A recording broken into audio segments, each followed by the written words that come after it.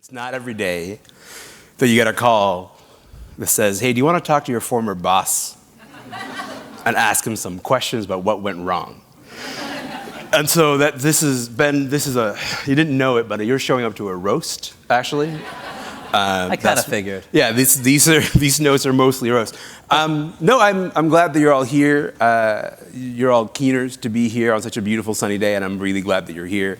Ben, welcome back to Canada, pal. I think it's been a minute since you've been here. Thank you so much for having me. It has dawned on me that everyone is here for you, except for I think Craig in the second row, maybe. Yeah, is like half here for me. No. All right. But put anyway, your hand up. No, don't. It has been really fun to watch your emergence as this major Canadian cultural figure. Flattery will not get you out of this, buddy. Trying. Maybe I want to start in a bit of an unorthodox place, which is I've been reading this oral history of ESPN. I don't know if you guys have read this book. It's called Some Guys Have All the Fun. And it's a really excellent book. But the place it begins is interesting to me because it begins at the sort of advent of cable, where this origin point of cable, and for like a ridiculously low price of like $1,000 a year or something, they have access to a cable channel. And they say, the thing we're gonna do is cover high school sports games in Connecticut, which is a nuts proposition, but that's how it begins. But, you know, 30 years later, look at ESPN, look at where we are. And so there was a moment in the late 80s, when you sort of look at ESPN and MTV and CNN, who looked at cable and said, there is a brand new type of pipe. And the thing we can do with this pipe is fill it with some content, and we're gonna make money. And 30 years later, we get to a different kind of pipe, the social media pipe. We see Facebook, we see Twitter, we see all these other social media pipes. And a company like BuzzFeed says, hey, we see a pipe, we're gonna make content, we're gonna fill that content, we're gonna make some money. What went wrong? Why was that thinking wrong? I mean, I think that's an incredibly astute question, and it's the business story of this whole thing, which is that in the cable era, I mean, the people who laid the wires realized that if you were gonna sign up for cable, you needed some good content. Yeah. And they paid a lot of money to companies like ESPN and CNN for this, who built huge businesses. And the people who built companies like BuzzFeed, like Vice, they didn't just sort of vaguely familiarize themselves with that analogy. They were the same people. The people who the chairman of Vice was the founder of MTV. The chairman of BuzzFeed was also a guy who'd made most of his money on MTV. So they specifically said, here are these new wires. And I think it was not a crazy bet. It just didn't work out that way. I think the idea that places like Facebook, like Twitter, like YouTube might have said, we're going to try to compete with places like Netflix by having more professional content and paying for it. Not crazy, but I think some combination of free is very appealing. Like even if it's low quality, you can get people to post pictures of their dogs or their crazy political screeds for free. Like, that's preferable. We'll take that. Yes. Rather than paying journalists and creators. And then second, I think there was this real Silicon Valley sort of ideological hostility to the notion of professional media in any sense. You know, and they'd been, and the notion of journalism, the notion that like, why did these people on the East Coast get to decide what's true? Why not let the crowd decide? And so I think there was a real hostility to the idea of journalism, among other things, that, you know, is part of why they never paid for anything. I mean, yeah, and that whole ecosystem basically collapsed. But we believed that they would, right? So there was a moment where we built entire business models on the belief that, you know, the Facebooks, the Twitters would eventually, at a certain point, deliver an amount of traffic that we can translate traffic as a resource. We can translate that into money. Right, that we would translate the traffic into money, and that they would pay us also. This was, I mean, you're describing like the 2011 BuzzFeed, Vice, Vox pitch decks. Right. But they are like, Facebook's gonna write us a check, YouTube's gonna write us a check, Snapchat's gonna write us a check. Yeah. And there was a year, like I think 2015, when that kind of happened. And I remember looking at our P&L and being like, whoa, like this is actually happening. Yeah. And then actually, particularly after Trump, I think they were all like, we don't want to be anywhere near any of this stuff. Well, lucky for me, I joined BuzzFeed in 2015, so that worked out great. It was one of those things where you think you're just like, it's like just only getting better, and it was literally the last good day. It was like, yeah, exactly right. It was a sort of like, oh, from here on out, it's just down. We just like hit the iceberg the day after you arrived. Perfect. I might have been the reason, honestly. No, I'm interested in this notion because when I think about Facebook as an entity in, let's say, 2012, 2013, you get the sense like Facebook is interested in the world of news, particularly when you think about the 2012 election. Facebook as an entity that is like, oh, they want to be a part of creating a new news ecosystem. And now I look at that decision and go, no, they weren't. They were just scared of Twitter, right? Like there's a certain reality to the idea that, Facebook has built an entire business model out of looking and seeing what's popular and then saying, let's do that, but let's do it better than them so that they're no longer a thing. And if you look at Twitter at the time, Twitter was kind of ascendant in 2011, 2012. And the idea that Facebook would even want to be involved in news at all as a model seemed to me like now as a reaction largely to an ascendant Twitter, as opposed to like some democratic bend that Facebook has at its core. Right, and I think it can be confusing because these companies in general, tech companies in particular, like to talk about their values. Sure. And like to talk about their missions. And Google's mission was don't be evil for a while until they got embarrassed and removed it. But like, if you try to analyze their actions through what their mission statements is, it sort of doesn't make any sense. Right. And in fact, they're operating these high growth, complicated businesses in these incredibly competitive environments, looking over their shoulders all the time. Yeah. And that's right. In 2011, Mark Zuckerberg looks over his shoulder and sees Twitter, which is small but is growing like this. And if it keeps going like that, it'll overtake Facebook. What do they have? They have news.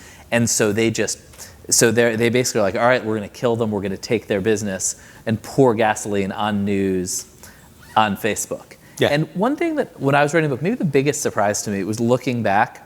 It was just presumed that these were progressive political spaces, that the internet was for young people and liberals. Like this was just like I remember the Howard Dean campaign was sort of when people in America who were involved in politics started thinking about the internet. Yeah. And it was a progressive challenger inside the Democratic Party. And then Barack Obama was the Facebook candidate. He was because Facebook was in 2008 a student organizing tool. Yeah. And one of the co-founders came and worked for Obama. In 2011, even, Obama visited Facebook, and he didn't have to say, like, I'm here because you're a Democratic Party operation, but that was obviously the case and why he was there. Yeah. And that's just, it's hard to even remember that was so obvious to us all at the time. Right. I'll tell you one frustration that I found with the book is that I kept on wanting from you a grand unifying theory of this sort of era of the internet, and you kept on being like, I'm here to report, that is all I'm here to do. Why did you resist giving people a grand unifying theory of like, hey, this is why the social web died. Hey, here's why I think, there's a resistance that I think like was kind of foundational to how personality flaw.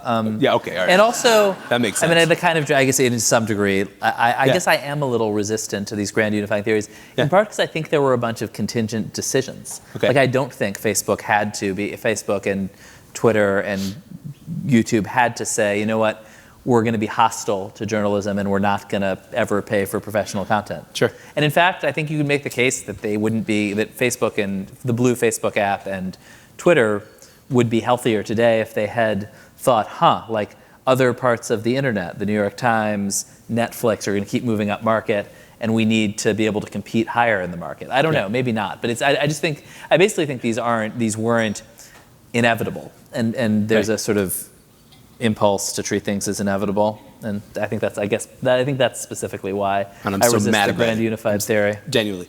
Let me ask you about Jonah Peretti and Nick Denton.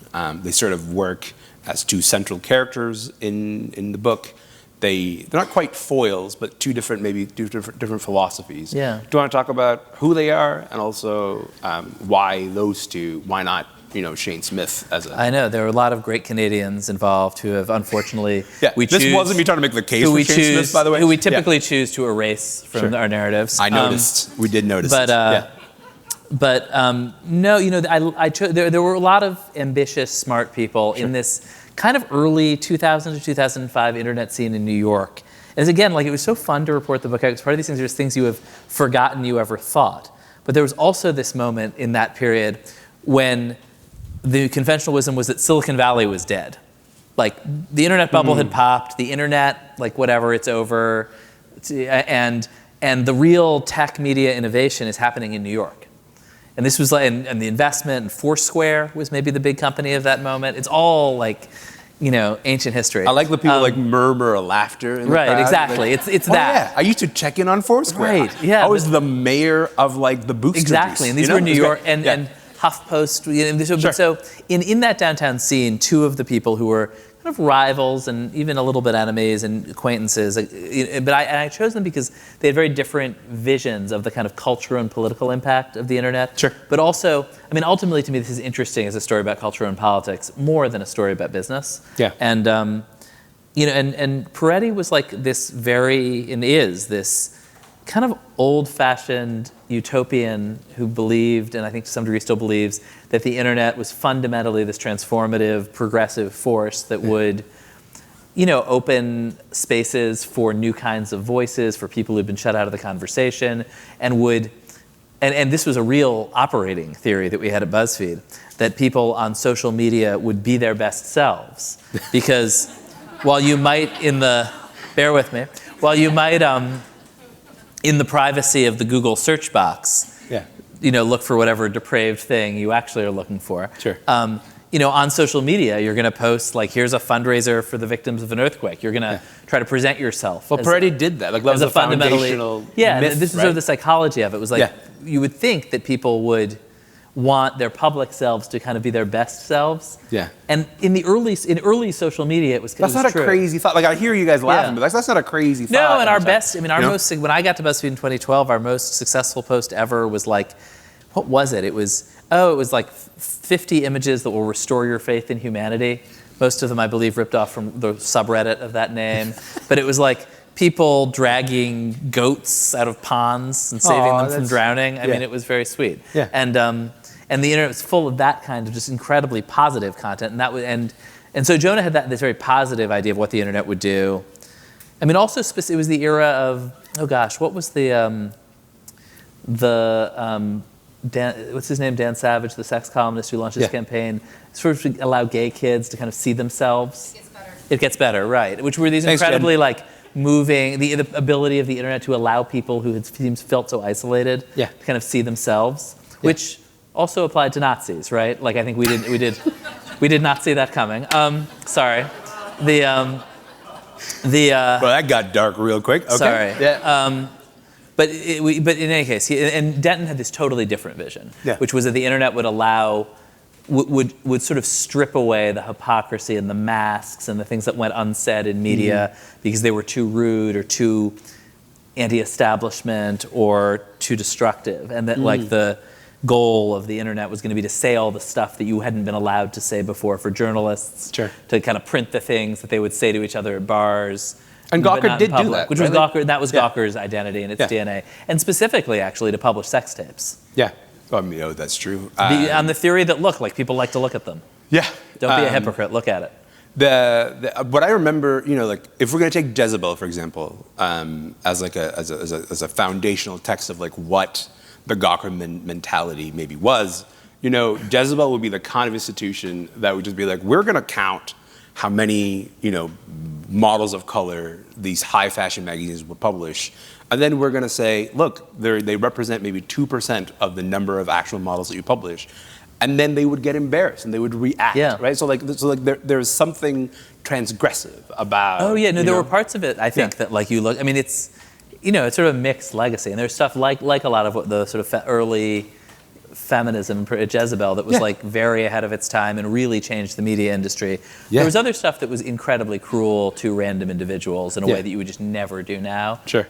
So I think it's we can't romanticize the whole era. It was the mindset. It was just a very different place. When I was sort of going back and reading this stuff, it's a combination of incredibly brave, interesting things that change journalism in positive ways, and other stuff where you're like, I can't believe they published a single source story on whether some totally innocuous person is closeted. Like, why would you do that? Why would you do that? Yeah. But I want to go back to the analogy that you just made, because I think there's a lot there. The idea that, Dan Savage campaign, it gets better to help queer kids see themselves. What we didn't realize is the idea that Nazis would also see themselves, because in many ways, like, that's the media landscape that we find ourselves in now. Like, we've Nazis looking at each other. Nazis. Just Nazis. Half the internet is Nazis talking to each other. I think there's an element of, there were certain people who were present around at the time who maybe we didn't see the thing that they were learning, right?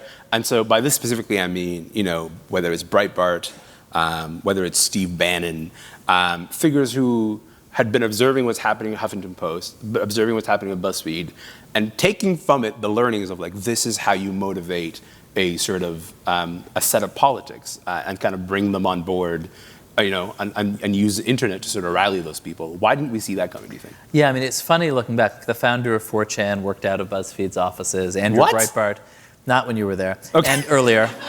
Andrew Breitbart co-founded Huffington Post. Steve Bannon was hanging around HuffPost, and learning sort of these lessons. And Baked Alaska. I don't know. That we had a colleague who I sort of lost track of, and then was watching the Capitol riots on January 6th, and there he was, live streaming on live streaming a bunch of stuff that was used in his trial. But the lessons of. First of all, good to know. But also, he was just like making content. Like he had just optimized. These were people. Like the thing is, there were these tools and ways of thinking about. Well, you just do whatever gets engagement, gets retweets, and for a certain kind of person. In fact, specifically this guy, his name's Tim Giannet, and he was this sort of lost soul stoner from a white rapper stoner from Alaska who had Baked Alaska. Who had a difficult childhood, but also. Was a Bernie supporter, and then found that supporting Trump got him more retweets, and then the further right he got, the more engagement he got, and just kind of really just followed that all the way to being a Nazi. And the most, like, as really, you do, yeah, for sure. I'm not using that like as a sort of slur. The thing that the detail of his life that was really troubling was that for a while after his political antics, he made YouTube videos in which he walked up to strangers and sprayed them in the face with mace. And he called it content spray. Okay. Pretty dark. Yeah, but in any case, follow this all the way to the end, there was some learnings here. The thing here. To me that was most interesting actually was that all these kind of tools and ways of thinking that we had sort of thought of as left wing, basically. And for young people, and then that we were idiots, and obviously everybody was going to get online. It was going to reflect the politics of the whole society. That the slice of politics for which these tools and these platforms were kind of best adapted, partly for obvious reasons, partly coincidentally, was this new right-wing populism. And specifically, the platforms had increasingly used this metric called engagement, which is to say that instead of showing you something based on the fact that it's in your network, that one of your friends posted it, or showing it to you because somebody liked it, they were looking for deeper signals that you were really engaged with this content, which could be commenting, could be sharing. And then if something was getting a lot of comments, they would show it to everybody. And so this for BuzzFeed meant, like, the most famous version of it was something called The Dress, which was it was a dress. Some people thought it was... remember the dress. Some people thought I remember the dress. I thought it was white and gold. Other people thought it was blue and black. And it was actually what it was divisive in the most literal sense of the word. Like, people were divided, they argued, the thing got a lot of comments because everybody was arguing and losing their minds, and Facebook took that as a signal to show it to hundreds of millions of people. I think it's obvious in retrospect, one of the sort of features of that kind of right-wing populism is that politicians, and particularly a politician who needs to show that even if he's a billionaire, even if he seems like he's a member of the establishment, that he's an outsider, says something outrageous, something false, something racist, something really sexist or kind of sexually gross, and to show it gets scolded by the establishment media, by establishment politicians, and that is a mark that he's actually not part of the in crowd, that he's like you, he's an outsider.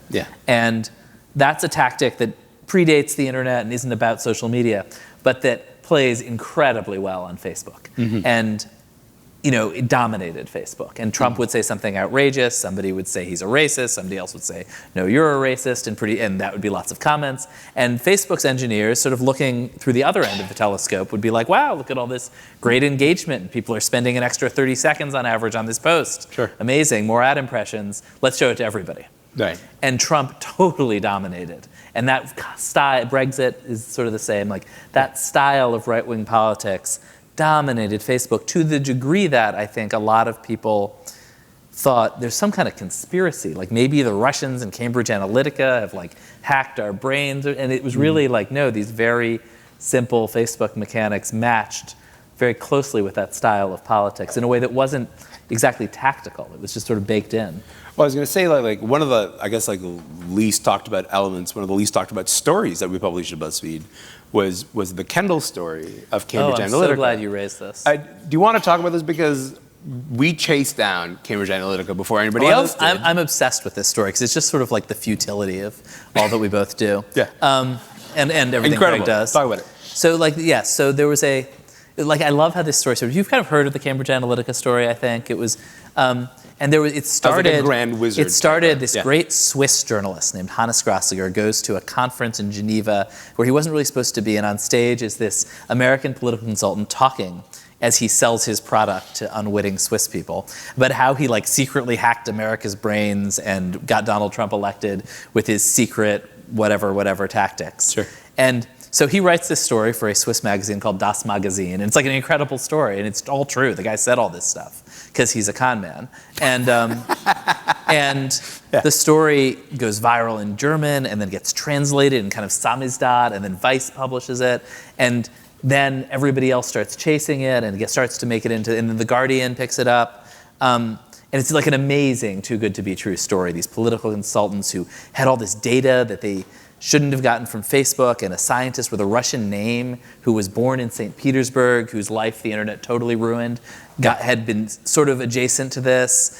And so it seemed good, and I put one of our best investigative reporters on it, and she spent 2 weeks running it down, came back, she's like, there is nothing here.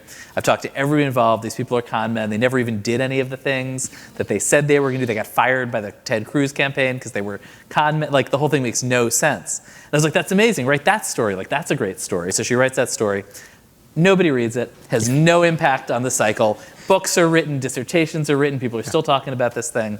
Yeah. Very frustrating. But I mean, but it was not a viral story. But I was going to say, it goes to the thing that we want to believe about the internet, right? Which is the idea that there is some kind of grand wizard. There is some wizard. Sorry, that's a KKK. We're just. What are we doing? Let me rewind that back. There's a wizard behind the curtain. Yes, like the Wizard of Oz. Like the Wizard of Oz. A sort of ambiguous wizard. A regular wizard that has nothing to do with that other wizards. But it's a thing that we. Yikes. It's a thing that we want to believe, right? It's that we want to believe maybe not want to believe, but it feels like these forces are too amorphous, too large, and there's somebody who's trying to manipulate us. And so how does the news business sort of grasp its way around this environment where people are approaching it with so much of their own emotions? Right, and I would say, I mean, the tricky thing here is everybody thinks the media and these technologies are a conspiracy. Yeah. And they are a conspiracy. It's just not that conspiracy, right? It's mostly a conspiracy to make money, and often not a well-executed conspiracy to make money, obviously. Yeah, real bad. Sometimes but it's very, but I think that, and we live in this age of conspiracy theories, and for all sorts of reasons. And I think there's something kind of cyclical. There are moments when people broadly are drawn to these theories about, pedophile rings and dark forces and all this stuff that and we're just obviously in this kind of populist moment when those things are rising to the surface, and social media is part of it, and this sort of decline in trust in institutions broadly that I think is not particularly about media is part of it. But it is very challenging because the story that goes most viral is the story that affirms that. Right. I want to get to trust in a moment, because I think the approach that you guys are taking at Semaphore has interesting workarounds for the ways that we talk about trust in media. I want to come back to that in a second. But you just mentioned money. I remember my very first staff meeting ever at BuzzFeed, like all staff meeting, and I zoom into this thing. It's a Google Hangout. Craig Silverman's sitting beside me. Hey, Craig, how you doing, pal? And Jonah Peretti says this thing that an alarm bell goes off in my head, because what he said was somebody said, "Hey, what's our largest sort of philanthropic contribution as a company, because we have so much money?" And jokingly, he says news. He says news is the largest philanthropic operation we have. I had the same reaction. And I sort of just like died inside. I was like, okay. Right. This is the first all-staff meeting at this company. But it turns out, A, largely true. Yeah. B, uncomfortable to hear, which leads me to C, why did you turn down Disney money, buddy? Oh man, yeah. There is a story in the book of one of the worst business decisions, and I mean, it's certainly the worst I will ever be attached to in my life. So Disney comes to you. Yeah, BuzzFeed was hot in 2014, and news was there was a moment when it felt like, okay, like all sorts of content, news, entertainment, are moving to the social web. We'll build like a sort of a company that does all of these things well on social media, and it seemed to be working, and there was sort of a logic to having news as part of the bundle. Disney offers Jonah $500 million for the company. And I mean, the basic reason we turned down is we were having too much fun. Like, it felt like we were just in the early stages of building this thing. Yeah. None of us had gotten into it because we were particularly interested in money. This is the Mark Zuckerberg model. This is Zuckerberg being like, can I buy it? And then he goes, fuck off. And also maybe that specter of Mark Zuckerberg turning down $1 billion from Yahoo is in the mind of every entrepreneur, and of Jonah to some degree, for sure. But also, like, these things are so contingent. I mean, Jonah was thinking about it because it would have been a great deal for his investors and for his employees. I think that's probably the thing he cared about most. Yeah. And gets on stage at Disney's conference where he's supposed to announce the acquisition, and tells them, actually, could we talk after? And they're like, what? And he gets on stage at the conference and gives like kind of his usual shtick, which is a bunch of like sort of edgy jokes. Like, he has this joke about Mormons and Jews, and like, if you look at the number of Mormons and the number of Mormons in the world and the number of Jews in the world since 1950, the number of Mormons has like quadrupled, and the number of Jews basically steady. And he's like, well, do you think that's because the Book of Mormon is better content? And at this point, and he's like, no, it's distribution. So that's, safe joke. But in any case, like, this room full of Disney executives is like dead silent. Like, the HR people are freaking out. And he's sort of like, this is a bunch of stiffs. I don't want to work with these people. Right. Because they don't laugh at my jokes. And then he goes to the room where they have a bottle of champagne and tells Bob Iger that he doesn't want to do it. If somebody didn't laugh at my jokes, I would still take their $500 million. That is just me. But although, you know what? I mean, I think honestly, like, Disney then went and bought a company called Maker Studios for about the same amount of money that collapsed and no longer exists. And like, we were, none of us are in this business for like the exit. So. No, but I do think that at the same time, though, when you're presented in that moment with such a large amount of money, you kind of go like, this could sustain our operations for some time, right? Like, the flip side of that is like, hey, Disney might interfere in the day-to-day runnings of BuzzFeed, maybe, but it just feels, because what I saw my after fear that, was like, they want to merge us into ABC News. That was actually what they wanted to do. That's what they did with 538. Right? They bought Silver's, and it didn't feel like it was going to work. But honestly, I mean, one of my colleagues at Semaphore read the book and was like, hey, so if somebody offers you $500 million for Semaphore, you're going to take it? Would you take it?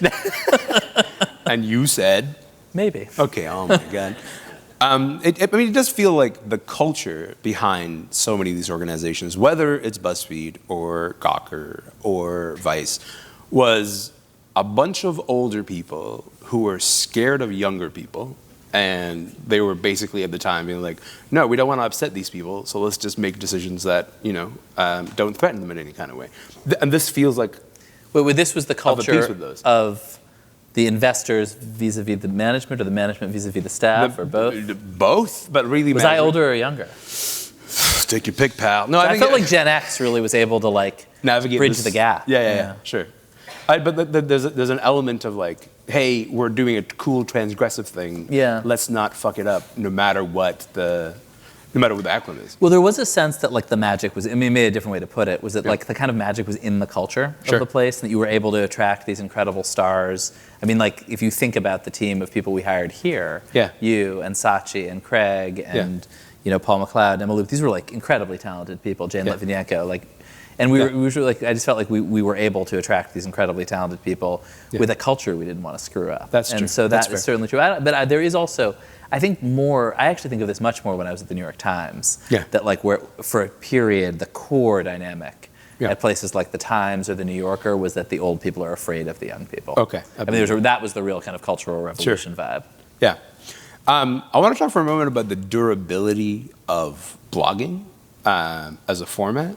Because do you want to explain what blogging is? Do people even know what that is anymore? I feel like that's like an ancient technology from 100 years ago. I'm going to defer to you to because you were forged by the fires of blogging. I mean, like, and I say this because you started, New York Times, New York Daily News, rather. You do your blogs, you go to Politico, and you at BuzzFeed, New York Times, as an opinion columnist, you're still kind of doing the blogging format. Semaphore is a recreation of the blogging format. Yes. It kind of feels like the internet that the blogging invented never really went away.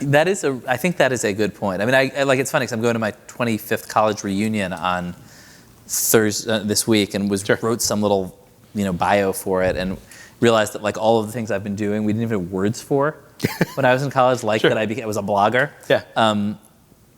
But I mean, there was this cadre of people who thought of ourselves as outsiders, for sure. Who were just playing, and as amateurs. I mean, I think actually something very important about the early internet that it's easy to forget is that like most of the stuff wasn't considered, the people didn't think of themselves as journalists or creators. They were just like amateurs doing stuff. And that's partly why it was so generative and so kind of unbounded by a sense that there were these old rules. And I think that's true in other parts of the internet now, and of media. But there is this DNA, and maybe it's a little bit generational, but just that like the ambitious kids in media who were blogging in 2005 are now like ambitious middle-aged men and women in media who are Ezra Klein or Matt Iglesias who have big jobs at big media companies. But there is, I mean, there's a lot that at least I think of very fondly about that era, which is partly like the openness to conversation with people you disagree with, and the and to change your mind, in the sense that like these were these open, I don't know, these weren't spaces for like political combat, but for actual discussion. Well, so when I say the durability of blogging, and by the way, I'm going to come to your questions in about 5 minutes. So I want you to start thinking about what your questions might be. But this is, it seems to me, like the bedrock of the Semaphore sort of model, right? Like when you read a piece in Semaphore, you're not going to get, here's a reported story from a reporter all the way through. What you're going to get is like somebody being like, here's what I know. You're going to get somebody saying, here's an expert who backs that up. Here's a couple people who disagree with me. And there's a, which is like, that's the DNA of every journalism story that you've read. Right? The idea like, here's what happened, here's somebody who can speak to this with some kind of authority, here's an alternate view, and then like you can make up your own mind. But what you've done is sort of like disaggregate that, and you've kind of sort of broken it open. And it feels like a very blogger model to me. And so I just want you to talk about the idea of trust in journalism right now as sort of filtered through, like we're picking one voice and we're letting them develop their own singular voice. I mean, I think like, I think these questions about trust in journalism are tricky because, of course, as I said before, like trust in everything has collapsed. And so journalists sometimes beat themselves up, and it's like, don't worry, it's not your fault, everything's falling apart. But I do think that just for readers, there's this experience of reading an article in the newspaper and being like, I can see that this person has a point of view and is pushing an agenda because they chose to quote this expert who says this thing that is obviously the reporter's view, but there's a rule that they can't tell you what their view is, so they have to hide it in a quote from some expert, and everybody's sort of in on the joke, and it feels dishonest in a certain way, and I think, we just sort of wanted to kind of start from scratch, think about like, what is it that makes people feel so alienated from a lot of news, and I do think to some degree it's this sense that you're being force-fed an agenda, and it's like, no, like you're an intelligent person, like I'm not gonna trick you into thinking into some new belief system, but I can tell you, here is And conversely, by the way, the reporter often on stories, and good reporters, are really experts who are holding back a lot that they think. And I think we were trying to sort of break that on both sides and say, on one hand, like, we're going to, just to the degree you can, like, pull the facts out and say, like, here are the facts. This is the structure of our stories. Like, here are the facts. But then also say, here's what the reporter actually thinks. Yeah. And they're transparent about it. They're not trying to stealthily insert That's the best their part agenda. of every story. That you've read enough about like, this. here's my view. And by the way, and it, it only works when the reporter is someone who's been on that beat for a long time. Like, you don't care about my opinion on, like, hockey, right? And I would, so there's, I mean, it works with people who are almost sort of like columnists. Yeah. But then also we do really try to say, here's somebody who disagrees with me if there's a sort of smart, legitimate disagreement. And also, here's a bunch of other stuff from other outlets that are relevant to this. Because one experience that I certainly have, that I think a lot of people have, is you read something really good in a publication you trust, and then your instinct is to, like, Google 6 other stories on the same topic and, like, triangulate what actually happened. Yeah.